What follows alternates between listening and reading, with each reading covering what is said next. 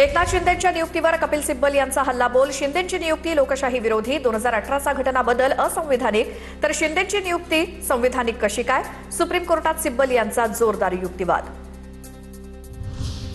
विधिमंडळ पक्षात फूट म्हणजे राजकीय पक्षात फूट असा अर्थ नाही। कपिल सिब्बल यांच्याकडून 4 भागात युक्तिवाद सादर, तर आयोगाच्या निर्णयावर देखील सवाल उपस्थित। पक्षफुटीचा मुद्दा सोडवण्याचा अधिकार आयोगाला नाही। शिवसेना पक्ष आणि चिन्ह देण्याचा निर्णय हा फक्त विधिमंडळ पक्षाच्या बहुमतावर झालाय। कपिल सिब्बल यांच्याकडून निवडणूक आयोगावर ताशेरे। शिवसेना पक्ष आणि चिन्हावरील सुनावणी अंतिम टप्प्यात। उद्या दुपारी 2 वाजता पुन्हा सुनावणी होणार।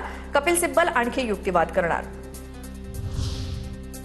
निवडणूक आयोगाकडून संविधान आणि घटनेचा भंग। कपिल सिब्बल यांनी आयोगाच्या निकालाची पिसं काढली। संजय राऊतांचा निशाणा। माननीय कपिल सिब्बल यांनी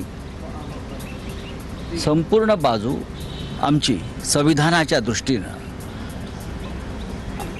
ज्याला आपण निवडणूक आयोगाच्या निकालाची पिसं काढणं म्हणतात, तशी पिसं काढलेली आहेत।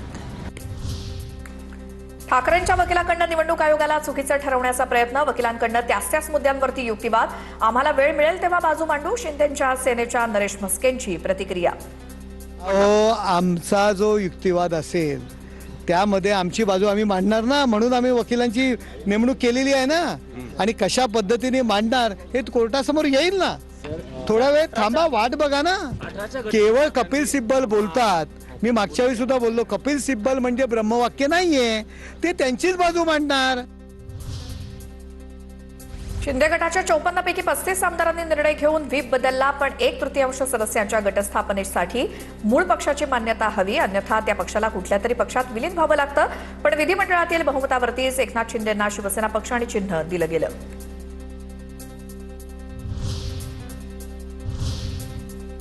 आश्रमशाळेत विद्यार्थिनींना सर्पदंश झाला आणि त्या संदर्भातल्या टॉप 9 न्यूज बघूयात।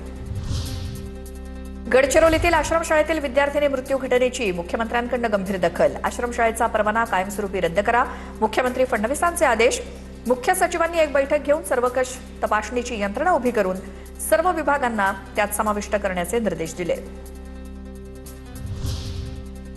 गडचिरोलीतील आश्रमशाळेतील मृत्यू प्रकरणी संस्थेची सखोल चौकशी करून कारवाई करू।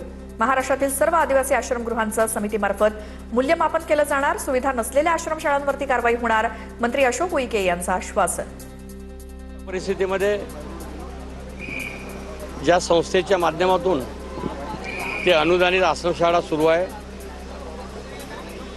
त्या संस्थेची सखोल चौकशी करून त्यांच्यावर योग्य ती कारवाई करण्यात येईल। संबंधित अधिकाऱ्यावर योग्य ती कारवाई करण्यात येईल। गडचिरोली सर्पदंश घटनेला जबाबदार दोषी अधिकाऱ्याला निलंबित करण्याच्या सूचना देण्यात आल्या आहेत। मंत्री चंद्रशेखर बावनकुळेंची माहिती। आश्रमशाळा चालकाच्या दुर्लक्षामुळे आणि अधिकाऱ्यांच्या दुर्लक्षामुळे कुणाचाही मृत्यू होऊ नये, बावनकुळेंची प्रतिक्रिया। त्याच्या आश्रमशाळेमध्ये 3 मुली मृत्युमुखी पावल्या सर्पदंशामुळे। जे तपासणी अधिकारी तिथं तपासणी करायला पाहिजेत, जे नियम आहे त्या नियमाप्रमाणे आश्रमशाळा चालल्या पाहिजे।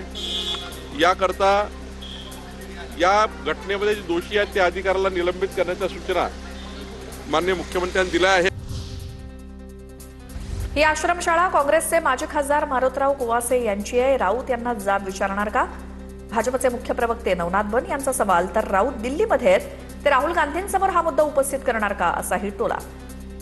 जे संस्था चालक ही शाळा चालवतात, आश्रमशाळा चालवतात, त्यांची जबाबदारी असते की विद्यार्थ्यांची सुरक्षा, कारण 2000 रुपये प्रत्येक विद्यार्थ्यांच्या मागे अनुदान हे संस्था चालक घेतात। त्यामुळे या घटनेची पहिली जबाबदारी काँग्रेसच्या नेत्यांची आहे। आता संजय राऊत काँग्रेसच्या नेत्यांच्या घरी जाऊन साप सोडणार आहेत का?